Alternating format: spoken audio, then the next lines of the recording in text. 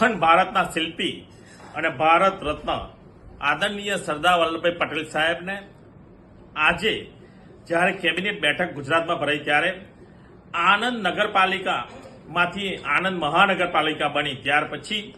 આજે કરમસદ આણંદ મહાનગરપાલિકાનું નામ આપવામાં આવ્યું છે અને કેબિનેટમાં આજે મંજૂરી મળી છે ત્યારે આપણા પ્રધાનમંત્રી નરેન્દ્રભાઈ મોદી સાહેબે જે સરદાર સાહેબને કેવડિયા ખાતે સ્ટેચ્યુ ઓફ યુનિટી બનાવી અને જેટલું મોટું સન્માન આપ્યું હતું એ જ રીતે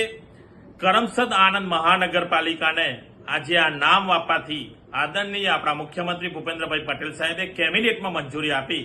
આપણા પ્રભારી આદરણીય ઋષિકેશભાઈ પટેલ સાહેબે એને પ્રેસ કોન્ફરન્સ કરી અને આ નામની જાહેરાત કરી છે. ગુજરાત સરકાર અને આદરણીય આપણા ભારતના વડાપ્રધાન નરેન્દ્રભાઈ મોદી સાહેબ, આપણા ગૃહમંત્રી અને સહકારિતા મંત્રી આદરણીય અમિતભાઈ સાહેબનો અને આનંદ વતી સૌ નાગરિકો વતી એક સાંસદ તરીકે